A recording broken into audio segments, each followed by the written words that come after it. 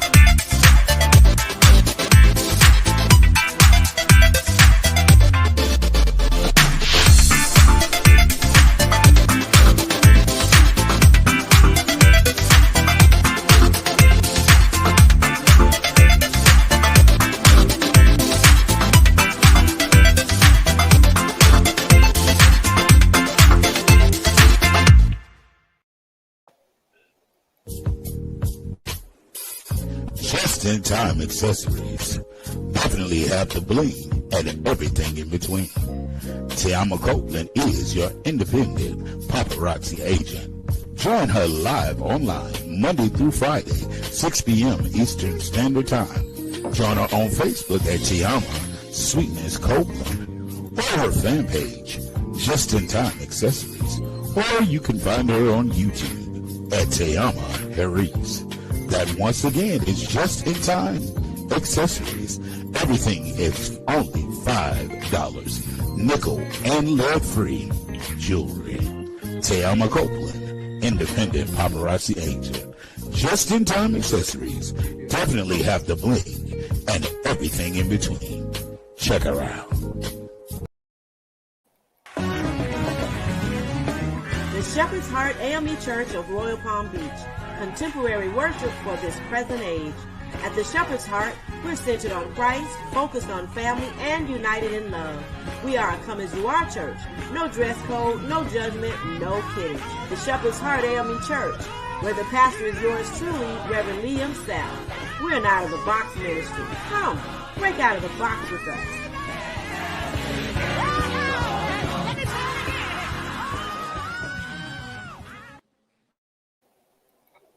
Good evening, good evening, good evening. Welcome, everyone. Welcome to the Anthony Brown Show, this segment we call the A.T.L show.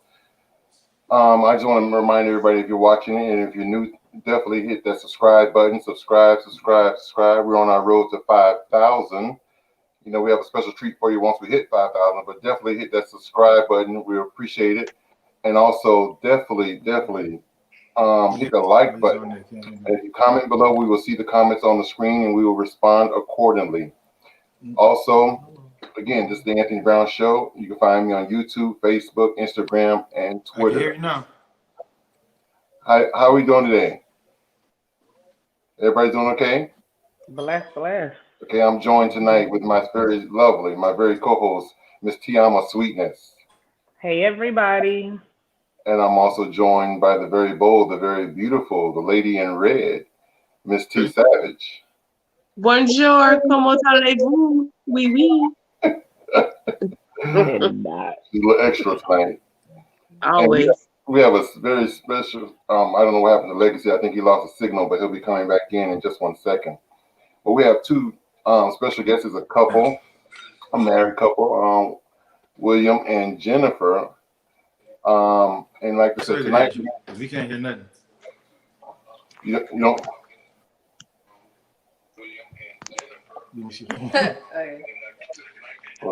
Yeah, I yeah. can. Yeah, Actually, I just had to get my daughter's phone. We can't hear. We could hear it on her phone, but on my phone, I can't hear nothing. Because I hear you guys.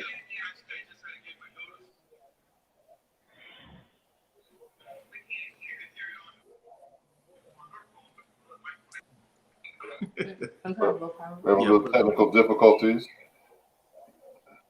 Miss Melanie said, "Hello, everyone. I love you, my beautiful daughter." Teresa said, "Hey, Tam, I'm watching. I love you, Kiki." Hey, Teresa. Hello, how you doing? This is Latanya Yvette. Hello, everyone.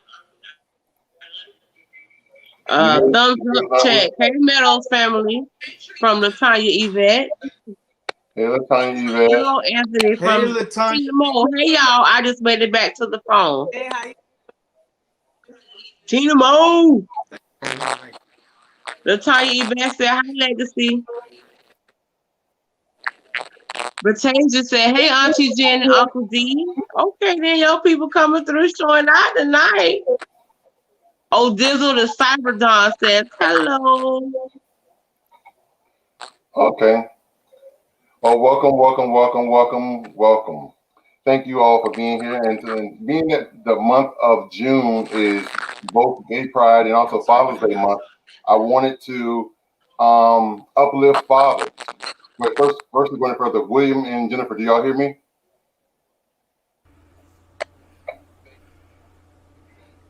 William and Jennifer?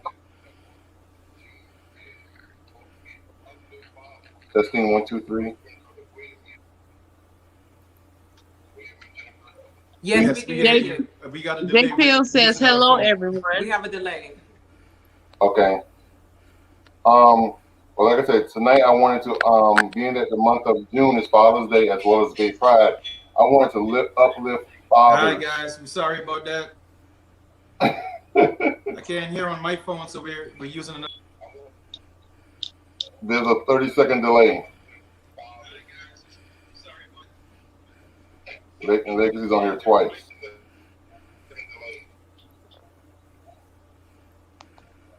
There you go. Yes.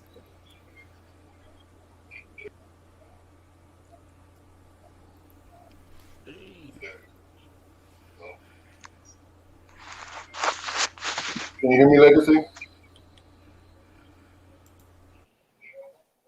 I do. Okay. But like I was saying, I wanted to uplift fathers for the month of June because people tend to think and feel that fathers are forgotten. You know, mothers get Christmas, mothers get Valentine's Day, mothers get birthdays, anniversaries, Mother's Day. So fathers are normally forgotten. So I said I wanted to uplift some fathers. So I made mention of this to a friend of mine, Veronica, who's a friend of mine, who's a mutual friend of William. And she was telling me, well, I know a guy that's an excellent father, an excellent husband. He owns his own business. Yeah. And he would love to be on your show and be highlighted. So I said, okay. So she told me about you. Then I reached out to Mr. William. And the thing about William is, although I wanted to uplift a father and talk about fatherhood for the month of June, for Father's Day month, he was constantly uplifting his queen. He kept going on and on and on about Jennifer. You know, so he was uplifting his wife, his beautiful queen. I'm talking about a show where I wanted to uplift William. He kept talking about he wanted to uplift his beautiful queen. So, I know that's right, Mr. William. So therefore, I guess when they say when you say I do, you become one. So that's right. So with that being said, we couldn't do nothing but bring Jennifer on the show as well. So we got William and we have Jennifer. And then after I connected with William, I realized that I knew him from back in the days when I worked in retail. Everything Shake says, "Hey, Meadows family." Okay. Going there to save my life, Veronica. Hi guys, my favorite couple, William and Jennifer. So once I realized I already knew William or knew of William, I just didn't know his story. I said, well, great. We're going to have you on the show to tell your story and uplift you and your beautiful queen. Because, like I said, he made it all about his queen. Whereas I was trying to make it all about him, he made it all about her. You know, so forgive me, Jennifer. I wasn't trying to avoid you, but like I said, William put you first. And so hats off to William for being a wonderful husband and doing just that. You know, he made it all about you. But what I want you guys to do, if you will, first I want you to tell who you are, tell the name of your business, and what do you do, if Amen. you can.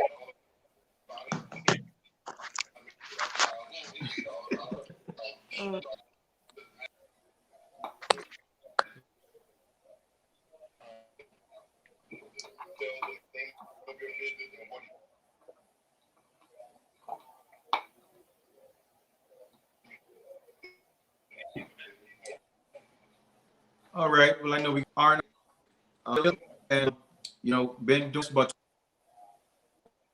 20 years now. Work of the company. You're breaking up, William.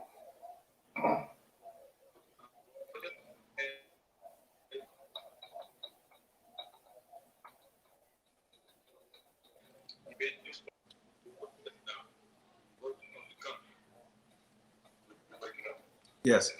I'm gonna start over again. I said 24 years I've been in this field. I worked my way up to partnership in the company. It's R&R Cooling. Hope you guys can hear that. And I am the CEO of R&R Cooling. So I'm into sales. No. Can you guys hear us?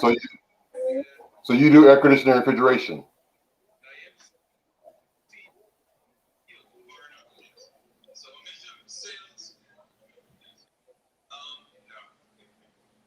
Can you hear?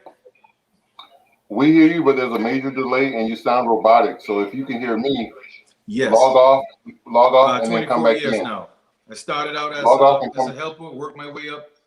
I've been doing this a very long time. I love what I do. And I'm cooling America one house at a time right now.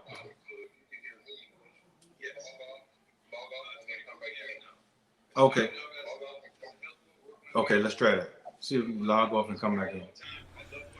And also when you come back in, William, don't have the show playing in the background because it's making a delay as well. Yeah, don't have the show playing in the background. Yeah. Done now, and he had it playing in the background because he couldn't hear on the phone that's videoing. He can't hear, so he was hearing on one phone and videoing on the other. So welcome, Don Allen. How are you doing this evening? I'm doing great.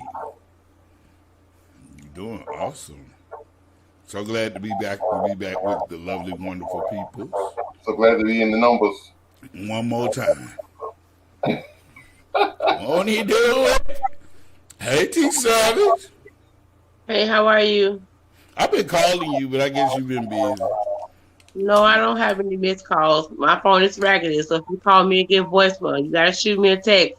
I always tell you that. Oh yeah, sure do. Mm-hmm. Oh I've been around. That's I've been good. around. You look gorgeous. Hey, Legacy. Thank you.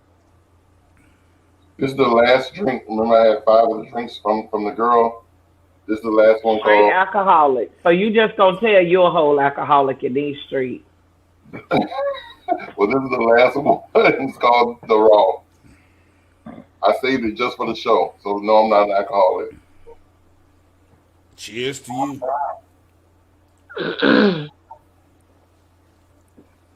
And even your child are alcoholic. Yes. William and Jennifer, you hear us?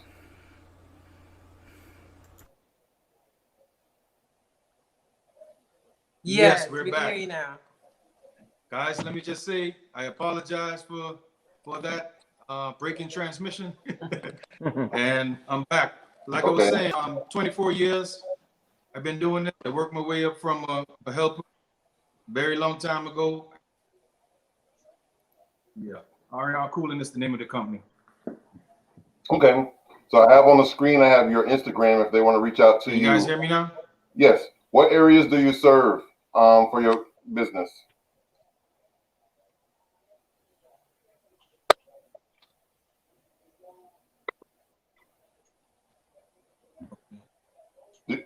What areas do you hear me, William? I serve, well,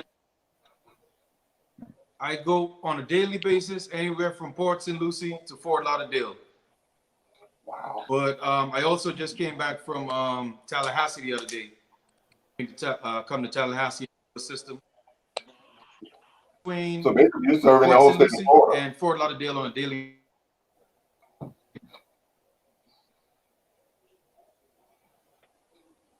So basically, you're servicing Florida. Port St. Lucie and Fort Lauderdale on a daily basis. Okay. Did you get that? Yes. And Miss Jennifer, how long have you been doing your business? And tell it what do you do?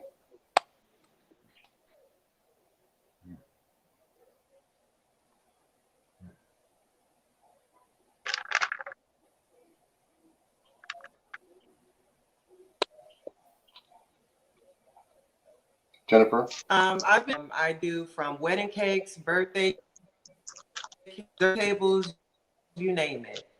So I service from West Palm now. Since everything has started to open back up, business has been booming. So yes. So you bake,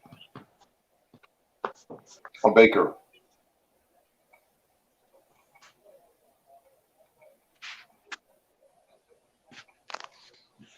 We're still, it You seems like name we're still it, getting. I do scratch stuff. So that's my motto. Okay. I mean, Okay. It seems like we're still getting a delay, like a 30-second delay.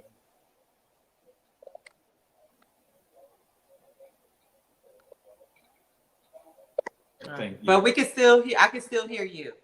You can still hear us? Okay, no problem. So, the thing that intrigued me most about the two of you being, well, first of all, how long have you been married? Let's answer that question.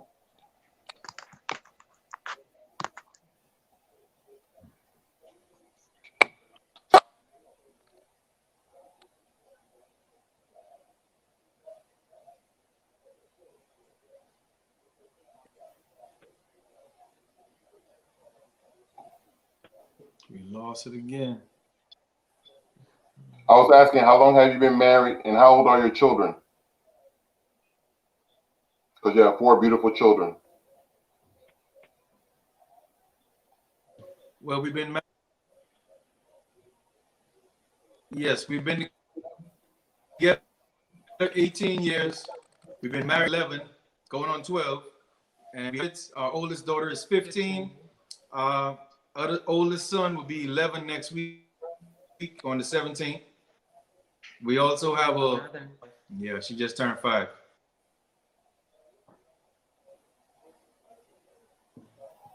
Okay. That's what's up. Now, one thing that intrigued me most about the way that you two operate your businesses, your individual businesses, is you include the family. Because I noticed that I was watching some of your YouTube videos because you both have YouTube channels and Instagram channels. One thing I was noticing on your YouTube channel is that you include the children. So when you both go out on doing jobs or you're baking or you're installing an AC or whatever, you got the kids right there with the sleeves up, doing the work. So they're learning the family business from childhood.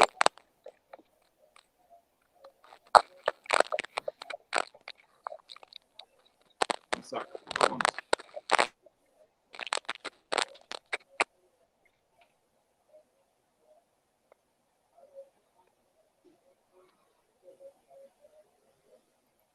You hear me? Yes. Yes. And you know where I got that from? I grew up in the Bahamas, and I owe a lot of that to my grandparents. My grandparents had me going in the field. Yes, we can hear you now. Yes. I grew up with my grandparents going in the field. We grew watermelon, the best pineapples, produced. Good work ethic was instilled in me at a very young age, and lived a good, healthy lifestyle. They instilled values in me that made me mold me into the man that I am today.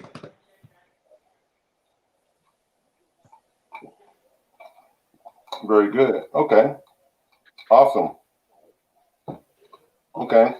Well, listen, we have a very interesting segment of our show. We're going to have you participate in that part of the show. Savage, you go ahead and read it for him. Okay, guys, we got our first Dear A.T.L show letter. Woo! History in the making. Okay, so here we go. Dear A.T.L show. First, I want to say I watch your show from Jacksonville, Florida, and really enjoy what you all are doing. I need help with my marriage.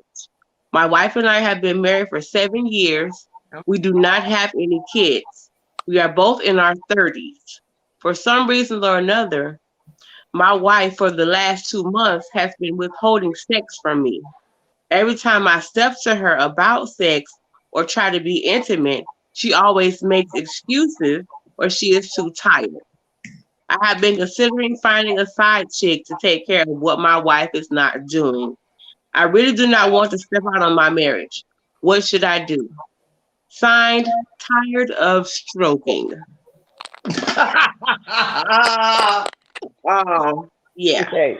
That's the first annual Dear A.T.L show letter. Wow. Thoughts? So, William and Jennifer, were you able to hear that letter?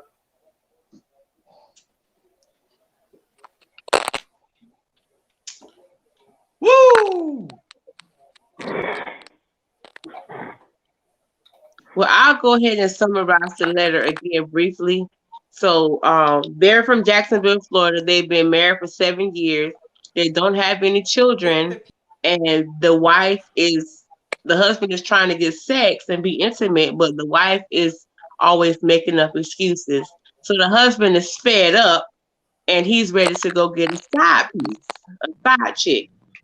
So he doesn't want to step out on his wife, but at the same time, he needs his needs met. What should he do? Signed, tired of stroking. Well, I didn't want to repeat that part because Lord, that was stroking. God, I've been stroking. So, Well, in a lot of relationships, the 7th year is a really hard year. My question to Going Natural says, yes, in the Bahamas, grandparents make sure you make it happen and become productive, responsible adults.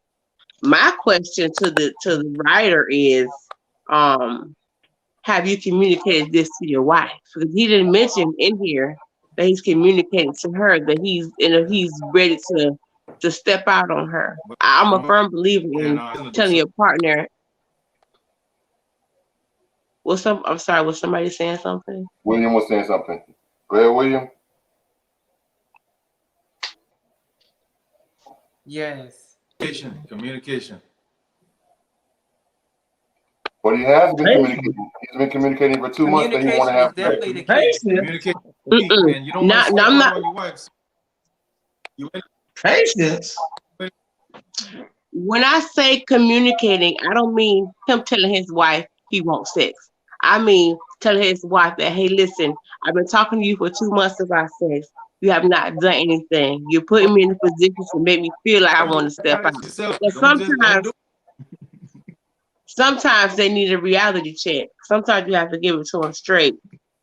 Tina Moe said, thanks, Anthony, for considering the fathers. They are just as important and deserves acknowledgement. I love my dad. Yes, sir. Thank you, Tina. Yes, thank you, Tina. We are often forgotten. Yes, Going Natural said, let his wife know how you feel rather than step out if nothing changes. Because I could see in the letter where he's saying, I want to have sex. I want to be intimate. So what do you say, Legacy? Uh-oh. Here it come. I want to say thanks for the love. It was beautifully read by Savage.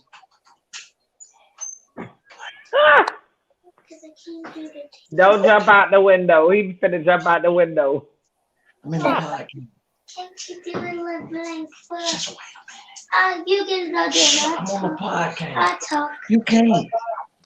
Yes, you can. Yes, you can. Go Hey, ahead. boo. Take a hot movie. She dead serious. You finna get up right now. Hey, everybody. I'm still here. Yes. Hey, mama. How you going? So this ain't the show no more. But how has everybody been doing? Great. Everybody doing good, pretty girl. It's kind of going in and out. I can't hear you. She didn't took over.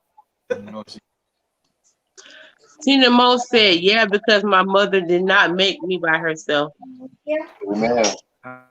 Hi. You want to be here? No. Shush. Tina Mo Yeah. says, hello, beautiful. Y'all excuse me, ma. Born Natural says, if nothing changes after telling her how you feel, then do you. I don't think that's a solution. I think it's something deeper going on that needs to be investigated. If he's communicating. Oh, I'm sorry. I didn't mean to cut you off, T. If he's communicating that he wants sex and he's telling her he's tempted to make these steps, it's something deeper going on. It's not just about sex. It's something else. Cause she might just tell him, "Go ahead, boo." Right. You never know. Because we're only getting part of the story at this point. Right, because I like what Kamal said about both of them might have side pieces. My thing of it is maybe she's just not interested anymore. And like TeAma said, if he was to say, hey, I feel like getting a side piece, maybe she might say, do you, boo? Because if she's always coming up with excuses, always talking about she's tired, always, maybe she's not attracted both anymore. of them got side pieces. Maybe she's not attracted anymore. Maybe that's part of the problem. That might not went through necessarily enough. be the case. She done went through enough rigmarole for 7 years to where she finally fed up. Yeah, I think after 7 years, she just lost interest. Tina Mo says if he keeps doing him, there will be no more skin left. Can I say something? Let me say something. Maybe I'm wrong. Maybe this is my thing. I'm just gonna be real. This is why I have a problem with marriage, because I think people do not understand what marriage is. Marriage is forever. But that's what it is. If you have not found infidelity in your marriage, you haven't found out someone stepped out on the marriage, or you haven't, or there's no cheating or physical abuse. We're talking about, if we're going by what the Bible says, and Don Allen is an apostle. The only way you can put away your marriage is by those things. So that's right. If am I right, Don Allen? By death and infidelity, yes, sir. Okay. So just because a person loses interest or desire for a person at that time, that's no reason to put a person away. That means that a person needs to find a way to rekindle the fire. Yes. So if this is one of the reasons I may never get married, due to the fact of people not understanding that in marriage, we're not talking about in fornication. We're not talking about in fornication. We're talking about in a marriage. So if you're gonna, you might as well just say boyfriend and girlfriend and not get married. If it's that easy to say, okay, well, I done lost interest. I don't have a sexual desire for my partner anymore. I do understand people change, and that sometimes, people tend to grow apart. But let's just talk about the gentleman that's here. I don't know how long his grandmother and grandfather were together, or before being deceased. If hopefully they're not, but he said that they both died in their 90s. So that means pretty much that they still was together. And I'm pretty sure in that time of being in a marriage that long, they may have didn't like each other sometimes in that marriage. But they stayed and stuck it out and found a way to get over whatever it was that they was dealing with. It also states that if we're going biblical, that you are not to withhold sex from your husband or your wife. So, am I right about that, Don Allen? So, somewhat. No, divorcing me right now. He's right. You can't use it as a joking. You can't use it as I'm mad with you, so I'm gonna hold out. You can't do that. You can't, because that you can't use it as a weapon. I'm it's divorcing dangerous. myself right now. Because it's dangerous using when you try to use sex as a weapon. It becomes a dangerous game. Exactly. It really does. If that gentleman, it don't be a weapon. It just be an all the way turn off. If that gentleman is asking his wife, not his girlfriend, not her boyfriend, her husband, for intercourse, it's her job. As Julia said, they were married for 70 years. What's up? 70. I know she walked that head a few times. I know Grandma walked that head a few times. Lord. And I know Grandma didn't like him every day. But she stayed in there 70 years. 70. Yes, 70 years. 7 holes and a 0. So kudos to real marriages that understands that this is how you endure. Because it said, better, worse, sickness, health, death do you part. Right. Well, let me just be. But when I hear people I feel like you're implying that if a person doesn't stick their marriage out for 70 years, the marriage wasn't real. No, what I'm saying is, when we take a vow to get married, it's supposed to be forever. Julia said it slept in the same bed every night before our grandpa passed away. That's beautiful. Wow, that's what's up. That's beautiful. I'm not, whether it's 30 years or 25 years or 50, it's supposed to be forever. Yes. Yes, I understand that, but there comes times in marriage where I'm not even gonna lie. I've only been married, going on 5 years. And there are times that in marriage there comes times where you're questioning. There come times where you question. DA, let me ask you this. You also have those same times in relationships that you question that too before you even get married. That should I marry this person? Before I even proposed, I questioned it about 3 times. So if you're questioning before you get married, should I get married to this individual, then you might need to say, I don't need to get married right now because I don't for surely know that that's who I want to spend the rest of my life with. But you know what's so crazy? I was just telling Tony the other day. We fight, we argue, we have had some bad times, but there's nobody else that I would rather wake up and argue with and fuss with every day than the person that I'm with. And I'm in a place where I know that. At first, I didn't know. Luther said something like that. I'd rather have bad times with you than good times by myself. Good job, Luther, because I'm sorry, baby. Yes. I got to have bad times with you. I want to be happy. I want to be happy. But it's when you get through the hard times and the bad times together, that's when it makes you stronger. But the thing about it is, both parties have to be willing to fight for the same thing. If you got one party that's fighting 100%, party's and the not other fighting. party Yeah. fighting 25%, that it's not gonna work. It's got to be the same determination to work it out on both sides. Hold on, William, can you hear us? William, are you able to hear us? He froze. You're doing the mannequin challenge. I'm talking. He doing it good. He gonna win. Like the whole pitch on the wall.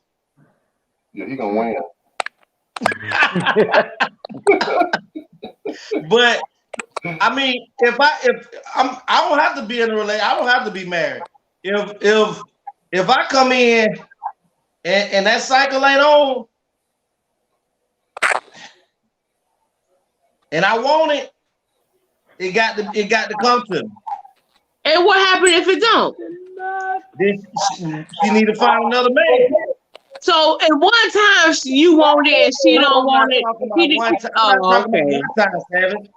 Not one time. You said. I am totally not qualified to be into this conversation. Let me elaborate on it a little more, broaden it.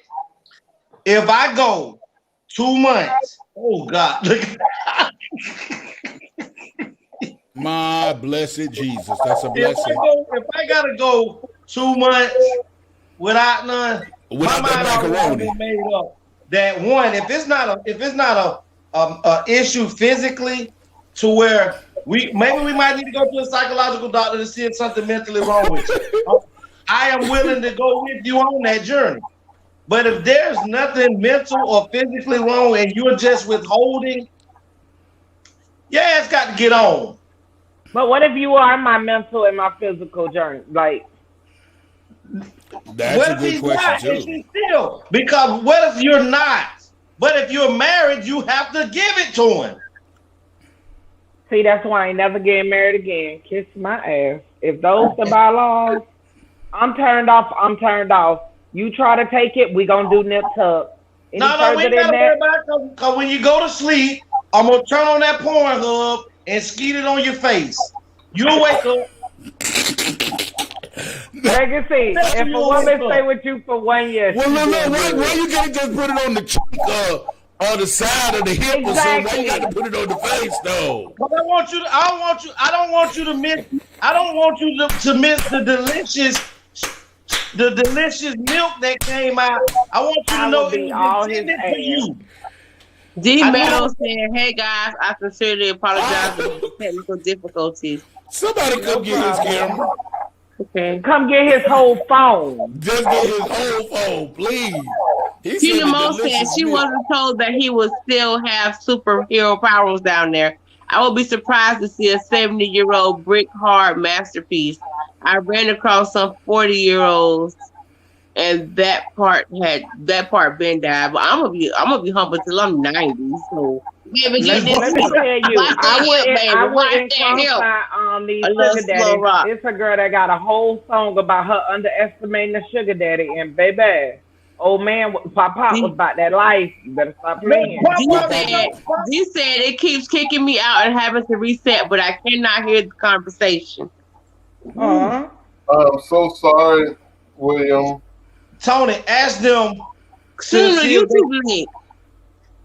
Yeah, send them that, and you can also ask one of them, since they got 2 phones there, for one of them to use their Wi-Fi hotspot to connect to their other phone, and they might get a better signal. Or send the link to the other phone and get on that other phone. Right. Either way. You got him laughing about it. William, I just put the link in the description below. See if you use the link on the other phone. Because you said you can hear on the other phone, so see if you can click on the other phone where you were listening to. See if you can click on it on that phone. So I just put the link in the description. Try it that way and see if you can come back in. But the link is in the description. But if you talk about, for me, I just give the gentleman advice that Savage, said, talk about it. But if you've done talking, bro, find you somebody that enjoys your stroking. and make sure that when you file for the divorce, don't do the stroking before the divorce, because she'll find it and say that you committed adultery, and you're gonna have to pay alimony, and you're gonna have to pay child support. They have no children. They have no children. They have no children. Okay, well, alimony is almost forever. As long as she don't get remarried again, you still have to pay. So just put in there that y'all have sexual problems. She don't like to have sex, and go ahead and file for your divorce, because you can't be withheld without that. And let her dry it up, coochie, just stay dried up. Tina Mo said, all I'm saying is she better make sure he stay away from that Viagra bottle, because he's probably full of babies too. That's what I was just saying. Do not underestimate them pop.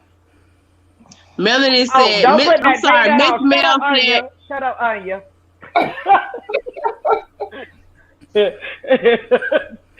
My mom is crazy. No, I'm not.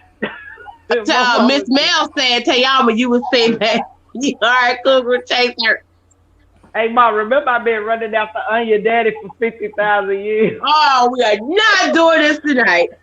Well, my response to the letter, like I said, I think if he's been communicating to her for 2 months that he's been, wanting the sex or wanting the intimacy, and she has yet to give in, and then always using excuses of being tired or blah, blah, blah. One or two things can happen. Either one, whatever it is that's causing her to be tired, maybe he needs to step his game up and help out a little bit more around the house to take away some of that extra activity. And you're perfect now. But maybe he needs to take away some of the activity from her so that she's less tired and less involved. Whatever's causing us to be tired, if he step in, let's say if she's washing dishes, doing the laundry, taking care of the household, doing this and doing that, doing the grocery shopping, cooking, cleaning. Maybe if he helped in and chipped in and did something for her or did some of the duties, that'll take away some of her excuse of being tired. Tony, what if she's not working? Let me finish. Well, we don't know. We don't know based on the letter. We don't know. So that was one part of it. The second part of it is if they're both equally working and both doing whatever, and she's coming home doing the household duties or whatever, and it's causing her to be tired or exhausted, and she's unable to fulfill her sexual part of the relationship as far as being intimate, then maybe they need counseling. We got William back, y'all. Hey, Will. Hey, I'm back. Listen, let me tell you, I got those whole excuses to make for 2 months. You said it right. I got to throw away this whole phone. So William, did y'all hear the letter? I got an iPhone. This iPhone ain't nothing. I'm saying, did y'all hear the letter that she read earlier? Did you hear the letter? I'm sorry? I did hear bits and pieces of the letter. Yeah, we heard bits and pieces of it. Because we want to hear from a married couple. So she's going to read the letter again. Okay, thank you. Dear A.T.L. show, first I want to say I watch your show from Jacksonville, Florida, and really enjoy what you are doing. I need help with my marriage. My wife and I have been married for 7 years. We do not have any kids. We are both in our 30s. For some reason or another, my wife for the last 2 months has been withholding sex from me. Every time I step to her about sex or try to be intimate, she always makes excuses or she is too tired. I've been considering finding a side chick to take care of what my wife is not doing. I really do not want to step out on my marriage. What should I do? Signed, tired of stroking. Now did she? Hey. Now did she say she brought it to her attention of how she's feeling, what she's going through? She's not getting enough satisfaction. Because communication. She just keeps saying she's tired. He keeps saying he wants sex, but she keeps saying she's tired. Okay, let me just put my little input now. 2 months. Guys, now let me put my little input on this. I'm 8 years sober, right? I used to drink, I used to smoke. Now I sit back and look and I say, wow, a lot of times we come to these ladies, we're drunk, we got beer bread, we got weed on our bread, and we thinking we supposed to be cuddling up with these women, and you got to turn the woman on, because if she's not into it, I'm not into it. I would like to, you know what I'm saying? It's more fun when both parties are into it. It's a reason that lady is not into it. You know? Maybe you gotta try some new tricks. Get creative. Maybe she's bored. Or maybe she's tired because he at work and somebody else done stroked already. You gotta go to the negative first, legacy.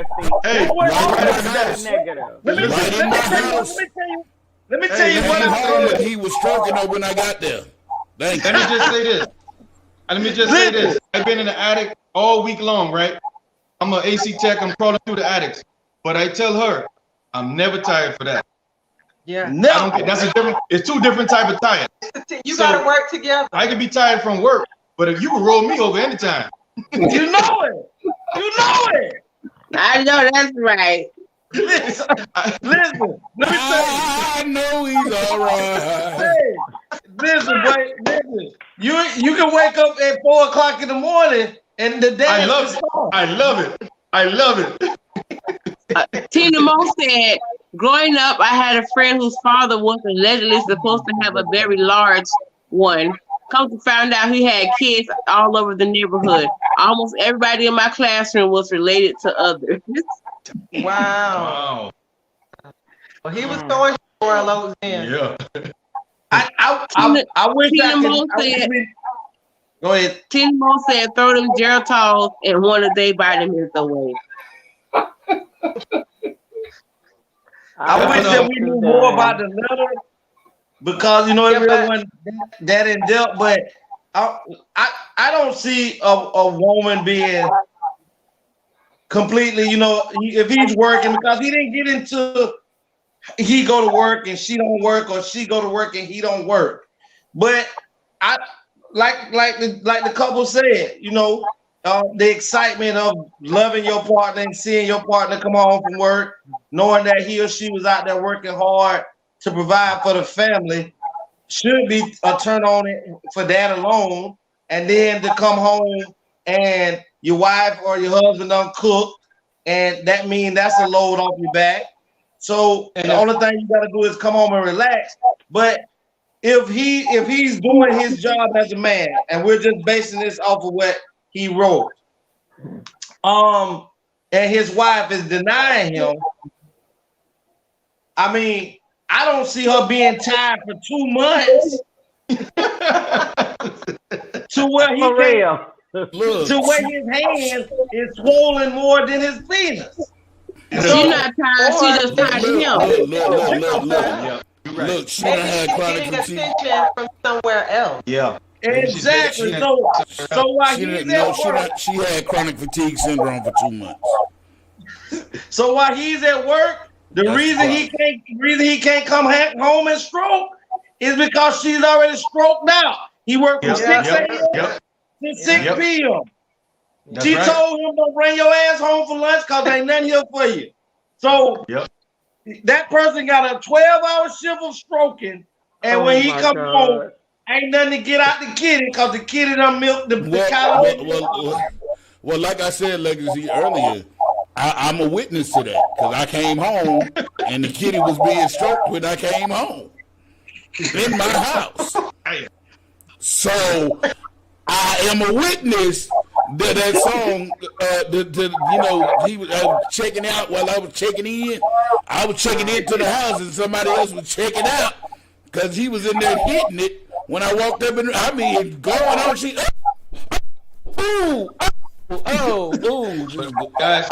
go. But that was my fault though. So I take full responsibility for that.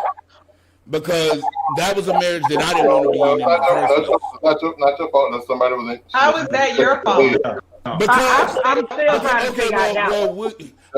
I take. You know why I take the blame for it?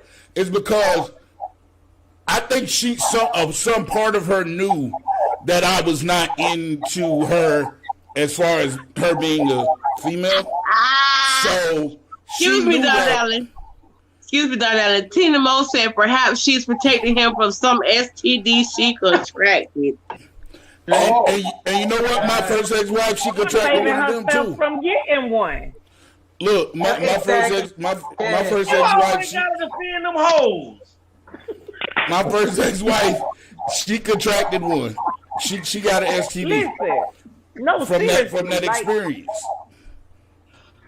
Wow, this was very interesting. It's a lot being said. No, Tony. What I was saying about how I blame myself is because I wasn't giving it to her because I wasn't into her like that. So I think she knew it. What you were saying, William? Yeah, what I was saying is, you got to find somebody that you want to grow with. We've been together 18 years, right? And we were from nothing. She was with me when I was literally nothing, but we were happy. We literally had $2 dinners. We would go to Save a Lot. We were living in efficiency. And I would get, a little $1 bag of shrimp and a head of lettuce, and I'll saute the shrimp. And if you knock on that door, you would think we were millionaires. We in there laughing and happy. You know what I'm saying? We happy. But the key is marriage is a project and homework. Every day ain't gonna be perfect. It ain't gonna be perfect. Y'all don't want to go upside each other's head. She deserves a Medal of Honor, a Congressional Medal of Honor, messing with me. So it's hard work. Don't say it's not. Yeah, she deserves a Congressional Medal of Honor. It's not easy, but it's what you put into it to get out of it. Yeah. Right. Wow. Mr. Will. Yes. Let me ask you now. Let me let Donalyn finish his statement, and then I got a question for y'all about marriage. Not a problem. Right. Like Will, what you were saying about her needing a Congressional Medal of Honor to put up with you. Tony says the same thing about my spouse. It's like I don't see. Tony said I would have divorced you the first year. Actually, the first few months. I don't see how. He says it all the time. I don't see how your husband puts up with you, because I would have divorced you the first year, the first few months would have been done. Legacy in the first hour. Not the first hour. Damn. Let me ask you. We was just speaking earlier when y'all was having technical difficulties, and y'all been married 11 years, right? Yes. Congratulations. And then to find out that your grandparents were married for 70 years. Yes. So I'm gonna ask you a two-part question. Yes. You said, Mr. Will, that you were recovering alcoholic for 8 years. 8 years. 8 years. Congratulations on that also. For sobriety. I'm pretty sure, or I can assume, that in those years prior to your sobriety, it was hell for you and your wife. Oh yeah, we went through a lot. It wasn't all peaches and cream. I would admit that. Yeah, we went through a lot. Okay. But the one thing I always did, I was always a provider. I like to drink, and I like to smoke. I used to smoke my little ganja, my little weed, but I always provided. Never had any issues with that. All of our kids been with us from they born, so never been on child support. I raised each and every one of them from they came from the hospital. When my first child born, she was in the hospital for 30 days, and me and my daughter had the first 30 days to ourselves, and that was my first kid. So I literally had to teach her how to make a bottle when she got out of the hospital. Now, I've been through that right there, Mr. Will. My daughter was a preemie, and she was in there, and I was doing something similar to what TeAma was doing in NICU, raising hell and feeding my own baby. So I definitely understand that. But I want to ask your wife, yes, in those, and if I can get an honest answer as best as you can, in those years of Mr. Will being drunk a lot, let's say drunk a lot, and high. Don't forget that. Don't leave out the high part. and high. Savage, go read that, mama. I was waiting for you to ask them the question because you ain't asked it yet. Tina perhaps she's only it takes him 5 years to ask a question. Gone and depressed when he's home. Time to move along. Wow. Amen. Amen. Who said that? What? Somebody's friend. Well, that's why you don't understand. That's why there's an issue. Says it goes both ways. Go ahead. But that's why I'm glad they said that, because I'm asking you why, Miss Jennifer. Miss Jennifer.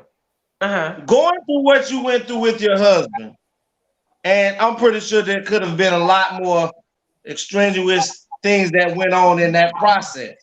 What made you stand totally behind your husband to not want to do away with your marriage?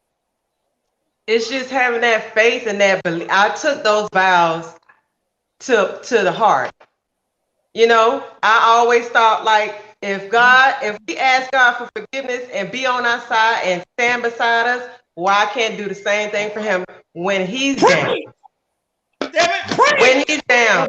I got me a winner. Amen. Hold on to her. I stuck with him through the bad times. And hey, let me just say this. Let me just say this.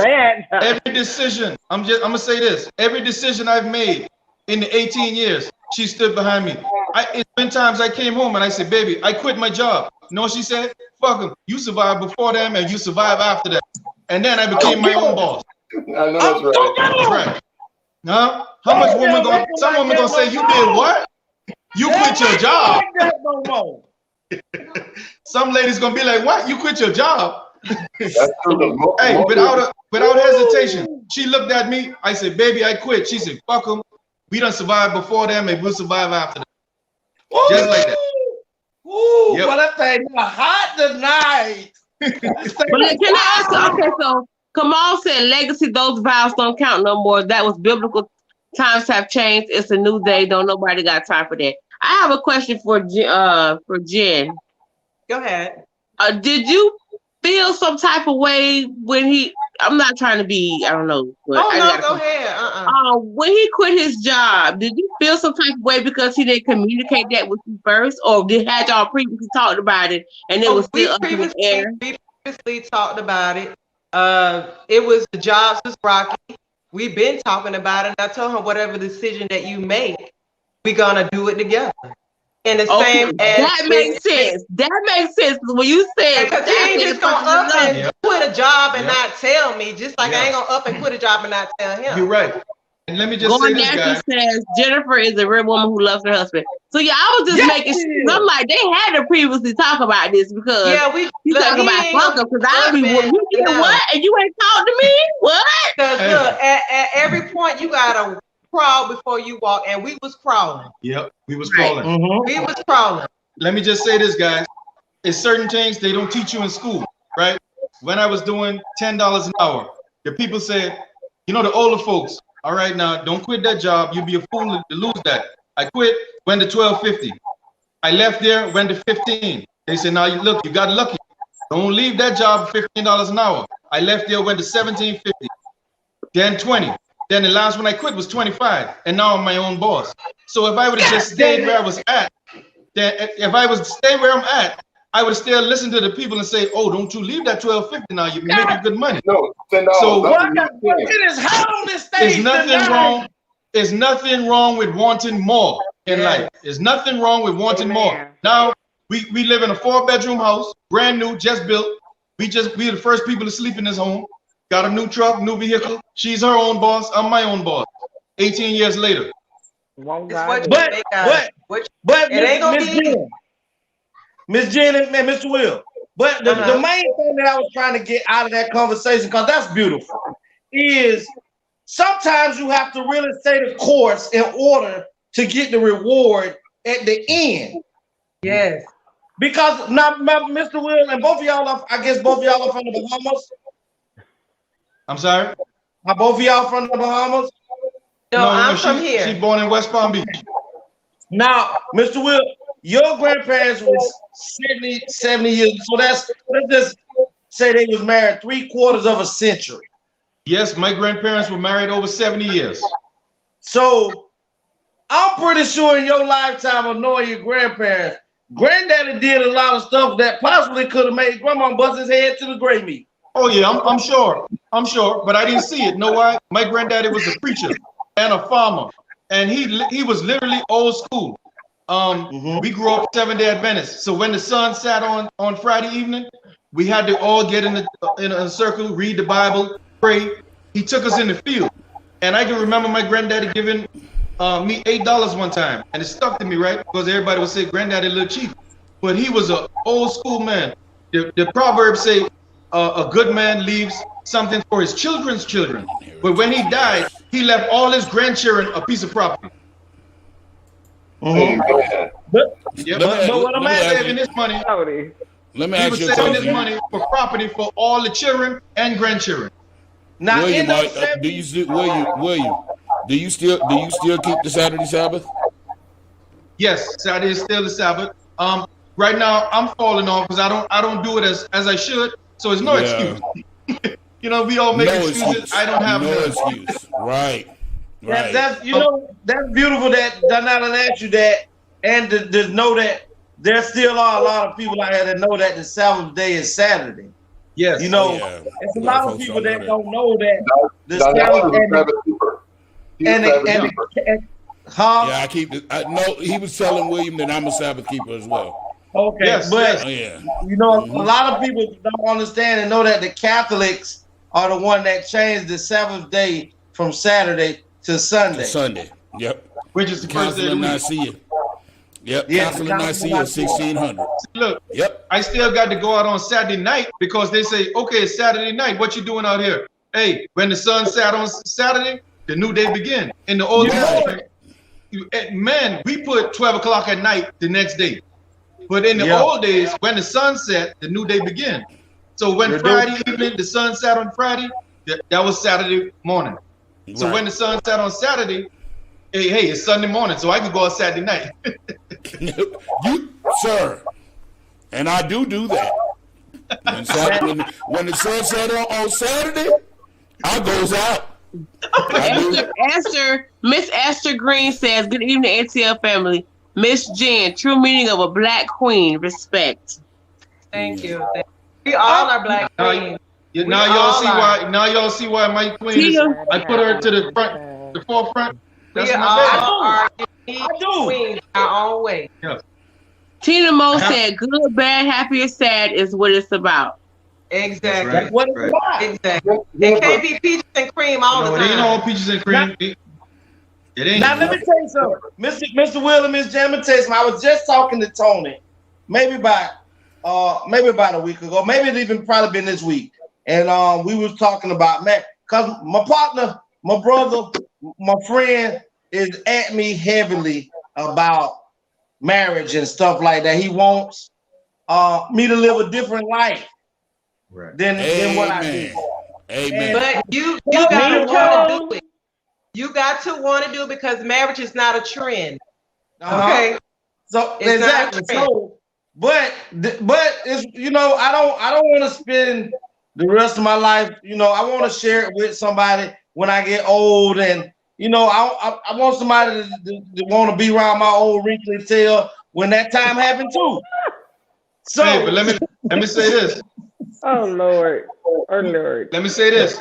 You might want to do it, man. It's great because I used to be out there in the street doing, doing a lot of foolishness. But what I'm experiencing now is true. What they said, God give you beauty for ashes. You know what I'm saying? Because sometimes I look around and say, me? Do I deserve this? All of the dirt that I've done? You know what I'm saying? But yes, I walk around the house and look at them while they're asleep because I'm the protector. I'm the provider. And I say, man, look, I can't let these kids down. It's a beautiful thing. So you might want to experience that, man. It really is.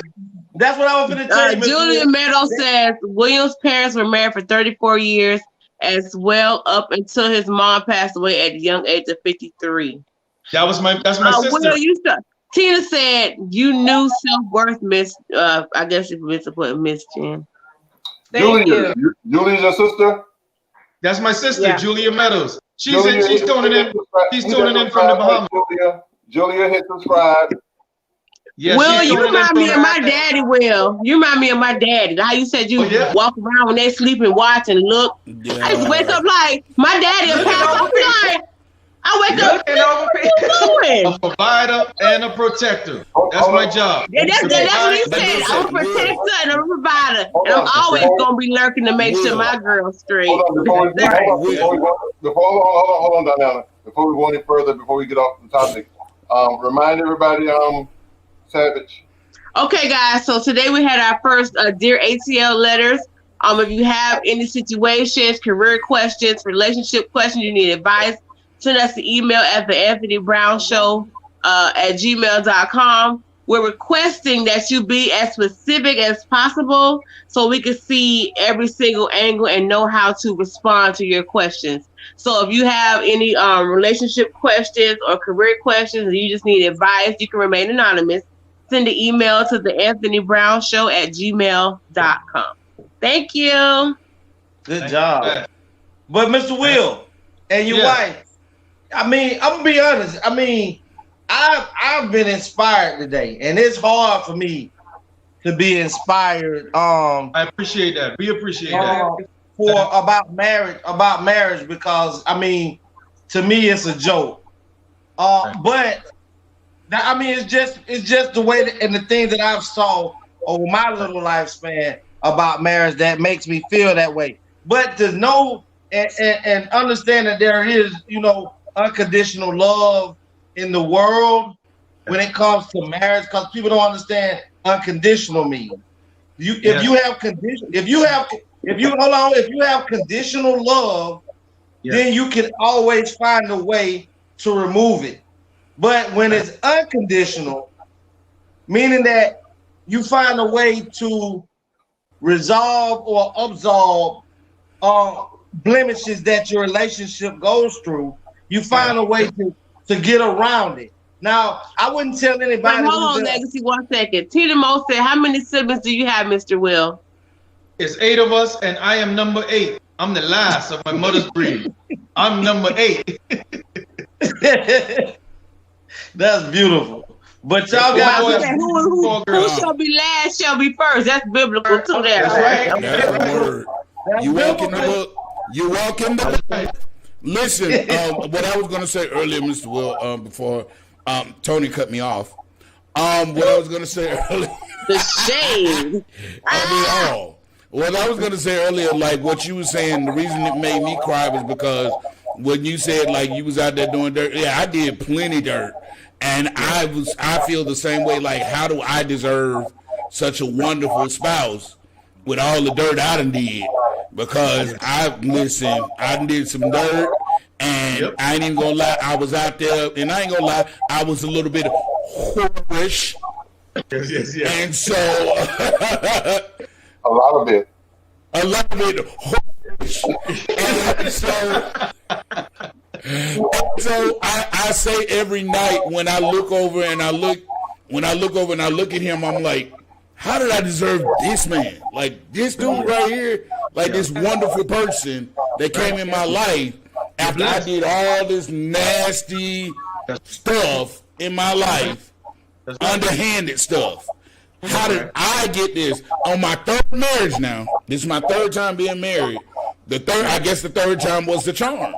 After that third time, it was like, oh, now I got it. And so I understood. That's what made me cry when you said that. I was like, what did I do to deserve this? You know what I'm saying?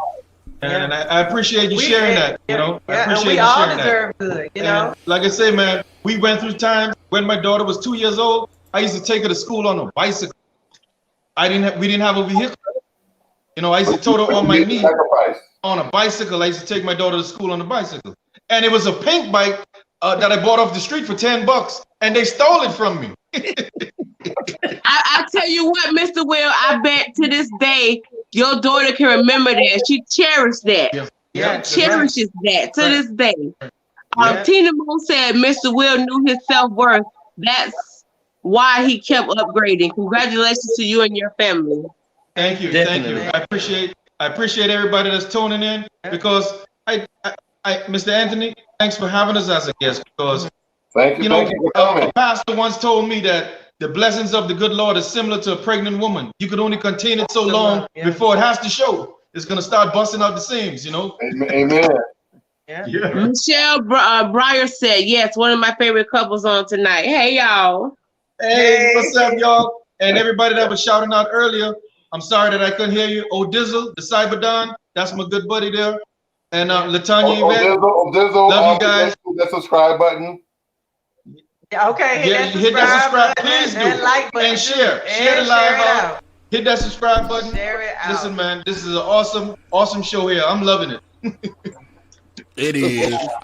Listen, y'all. I'm so proud of. I'm proud of all of y'all on here, but I'm so proud. I got to give a shout out to my. I guess whatever way you want to say it, my mama, my daddy, whichever way I see him at that moment. Anthony Brown, y'all. Anthony Brown, the bestest.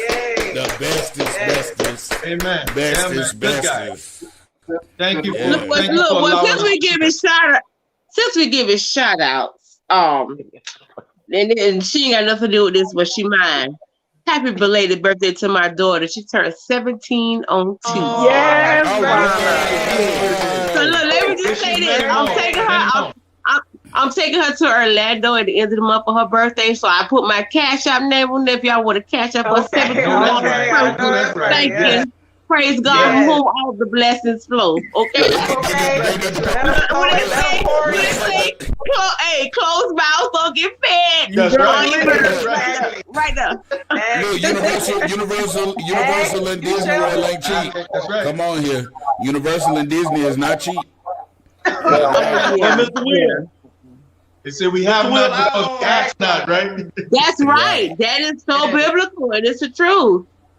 Tina Moore said infinity. Yeah, infinity. Yes. That's right. Yes. Hey, Mr. Will. Yes. I graduated last year from North Tech in heating and air conditioning. Okay. Heating and air conditioning out of North Tech. Yeah, okay. That is a very tedious job because air conditioning. You better say what?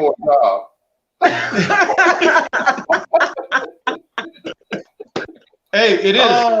I've been in the attic all week, man. I've been in the attic literally all week. You mess around and put the wrong gases in the wrong air conditioning. There you go. Listen, now that you're talking about that, if you want some hands-on, get with me, man. If you want some hands-on in the field, get with me. Okay, I'm putting on thermostat. Look at God. Okay. Connections. Because listen, one thing about it, everybody that went to school, when you come in the field, you have to learn because in school is theory. In the field, theory don't work. There's no two jobs the same, so you got to put them hands on. I know a lot of guys that I train, and I tell them it's okay. When you get out of school, you still got to come in this field and learn because you got to get their hands on in that experience. Like definitely, it's like being a teacher. You can't just go into. I'm a teacher in middle school. You can't just come in the classroom when you graduate. You have to be under somebody's wing and do like a mentoring program to where you shadow them so you can pick up the skills that you need. Because it's any profession you go into, you got to be properly trained and have that hands-on experience. Just like I went to school for theology and divinity, and they teach you about pastoring, they teach you about leading, but until you actually pastor and lead and go out there and actually pastor a church, you don't know nothing. They taught you all the theory they can teach you. They can teach you how to do it, teach you the steps to do it, teach you things that will help you, but majority of that stuff that they teach you in there, you can't even use half of it. Exactly. You gotta have experience. I want to add to, when I originally made the flyers, he said international love. The reason why I wrote that because I knew you were Bahamian. Yes. So my question is, I didn't know if you were in Bahamas and was traveling back and forth to the United States and y'all met. How did you two meet? Well, actually, I came over here to a wedding. My brother is. So you weren't living in Bahamas. My brother is married to a lady from West Palm as well, and I came to the wedding, and I met some nice people, and I started traveling back and forth, and then eventually made it my second home. And we was actually next door neighbors. We was neighbors how we met. She was next door neighbor, and I kind of had my eye on her. I was a little shy about it, but I say I got to shoot my shot. Shoot it! Shoot it! She can only say two things: yes or no. That's right. Yeah. That's it. Yeah. But I'm not gonna wait. And how would I ever know if I don't ask? Exactly. How That's will right. I know? Hey. And I knew she was going to be the woman for me and give me 4 beautiful children. 4 beautiful children. 4 beautiful children. That's right. Yep. But before we go further, I just want to interrupt for just 1 second, just to remind everybody. Definitely tune in Tuesday night. Tuesday night, we're going to have Miss Karma Lee. She's an author, a mother, an entrepreneur, rapper, and a life coach. And she wrote a book, Lessons of My Double Life.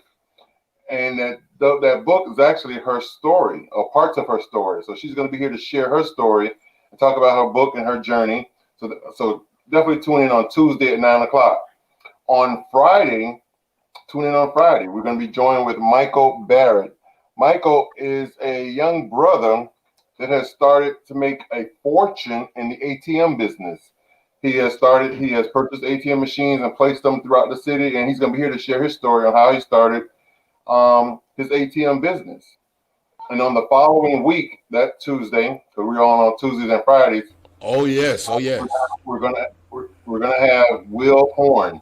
Pastor Will Horn is going to be here to discuss. He also wrote a book called The Handbook, and the book is about what the Bible does and does not tell us about homosexuality. So he's going to be here to debunk some of the myths and the theories and the questions. And on that Friday, we're going to have Eugene Hayes. Eugene Hayes was formerly a world-renowned female impersonator by the name of Sheena Devine. Well, he's going to be here to share his story on why he's walking away from female impersonation to back being Eugene. So we're going to be here to share his story. So definitely tune in throughout this month. There's definitely some nice, interesting topics. And the last show of every month, we really don't have a general topic, and we just do chatting with friends. And that's when we just sit around and talk about random topics on the last show of the month. That'll be, I think that's the 28th or the 29th, that last Tuesday. And as you all know, for the month of July, we're taking the month of July off to go on vacation. So we're not doing anything for the month of July as far as the A.T.L show. But you still will see us during the daytime on the Anthony Brown Show. So Anthony Brown Show and the Midday Tea will still be in operation. But the A.T.L show will be in hiatus for 1 month. And while the A.T.L show is in hiatus for the month of July, the Chill Zone will be striking back up. WTCZ Music Box Radio will be back on the air. The Chill Zone will be back on in July. Yes, sir. I'm going to commercial break real quick. Make sure you go over to Goli.com and get your Goli gummies today. They have 3 selections, 3 choices to choose from. They have the apple cider vinegar, the ashwagandha, and new. They now have the superfruit. In addition to going over to GoliGummies.com, make sure you use the A.T.L as your discount code and receive a huge discount. It supports the channel and the podcast. In addition to all of that, the gummies, they're a source of antioxidant. They have vitamins B9, B12, promotes general good health, helps improve your daily health, contains pectin, a source of dietary fiber, uses pectin as a natural prebiotic to support the healthy gut and immune system, includes the mother, a healthy strain of bacteria, antioxidants, and enzymes. Mask the unpleasant taste of the apple cider vinegar. It's simple, it's delicious, it's Goli.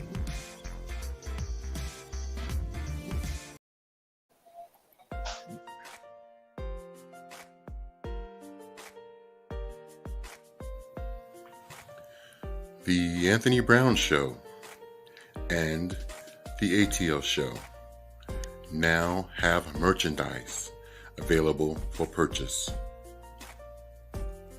You can purchase your merchandise at the link located in the description section below the video. We have male and female shirts, male and female tank tops, jerseys, hoodies, and onesies for your infants. Yes, everything you need in apparel, we have it here.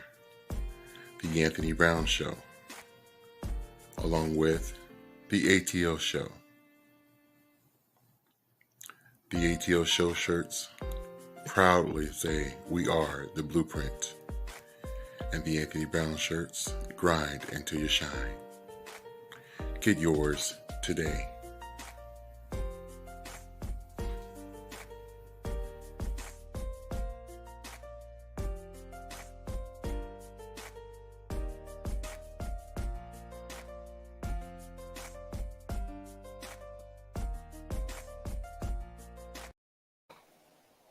Yes. Definitely go over and click the link in the description below. Get your Goalie gummies for your vitamins, and it definitely supports the channel. So when you purchase your Goalie gummies, a percentage of that comes back to the show. It helps supports us over here. And definitely get your paraphernalia, your shirts, your jerseys, your tank tops, your hoodies, your baby onesies or whatever, clothing, merchandise for the A.T.L Show or the Anthony Brown Show. And we have a new member of the A.T.L Show, so we got to get him an outfit. So, my Tyson fool. So we got to get Tyson. Hey, my God, baby. Look at my nephew. Hey, good, my nephew. Good looking chocolate man. Yesterday, because unbeknownst to me, he had officially turned 1 month. I was like, I got a whole month. Like, he was in the NICU for 3 weeks. So and there's one more shirt that we have that wasn't on the commercial. We all have the Juneteenth shirt. It celebrates the Black people true Independence Day. Because remember, 4th of July, we were still slaves. So that's their independence. But our independence is June 19th, 1865. Because my ancestors were free in 1776. So make sure you click on the description below and get your shirts, your jersey. We actually have another shirt on there too that says, I'm holy and hood. Which one do you want? Okay. That's right. You want them both? Yeah. That was inspired by Moore. Okay. So click the link below and purchase your shirts, your jerseys. And like I said, definitely supports the show. I appreciate you all so much. Now, we're saying, I don't know if you heard me earlier when I was saying also in the beginning of the show that you have four kids. I think that I like most about the show, because you were breaking up, so I don't know if you answered it and we couldn't hear it, was that you take your kids on the job with you and you teach them the family business, whether it's the baking part of the business or whether it's the AC part of the business. Because I saw the other day on one of your YouTube videos where you're like, here's the CEO and here's the president of the company. That's right. And they got the hard hats on or whatever, and they're up in the attic with you, and I'm like, I know it's hot. I know you lied, but but they enjoyed it, and they didn't have a problem with it. They really enjoyed what they were doing, because they were learning a skill that could take them far in life. Because here this father and mother is working independently and working from home. So what gave you that inspiration to say, well, let me teach my children what I do? Well, like I said, the work ethic always been in me. So what I want to do is, I told my daughter, she wants to go to college. She's going to college. But you will always know how to. I also have a video on there with her installing a thermostat. You will always know how to do some AC work. I told my son, you could be anything you want to be. I'll support you. But you will know how to fix the AC. You'll have something to fall back on. You know what I mean? And you're going to have a decent living as well. So, during the summertime, if you feel like making some extra money, you always can do it. And we try to install in them that whatever you want to do, to have something to fall back on. Because nowadays, look at the predicament that the people are in. You don't have anything to fall back on, You got to start, working for yourself. Everybody ain't meant to work for themselves, but always have a backup. And they earn money. Yeah. We go to lunch. We make a good time out of it. I take them to lunch. At the end of the day, I might have to dock somebody, pay for slacking off. Just kidding. I said, that's legacy. By the way, that's Legacy Junior in the background right there. Yeah, but honestly, I have to leave them home sometimes. They always want to go. They always want to go to work. You heard me? That's Legacy Junior in the background behind him. Because half of these kids don't want to do no work. So y'all keep it up. Gotta install them. It's not like what it. See, I grew up. If what you want, you got to work hard for what you want. And I appreciate that because ever since I can remember, I had to work. When I was my son age 10 or 11, my dad found jobs for me. And, you know, I grew up in the Bahamas. I came to this country when I was like 18. Say you bored. So he said, hey, you're going to work with such and such tomorrow. I'm like, never had no time. Yeah, he found work for me. So, and back then, it was real construction. You know what I'm saying? We didn't have the machines. You mixing this concrete with your hand.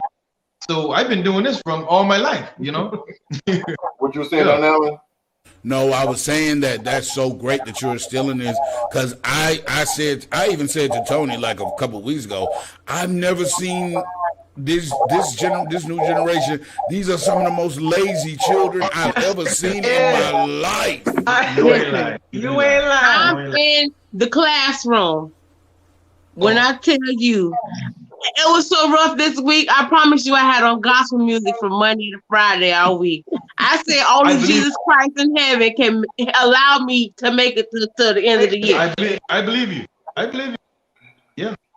These kids, they will tell you, these newfound kids will tell you in a minute what they're not going to do, what they don't feel like doing. I don't feel like doing that right now. I don't want to do that right now.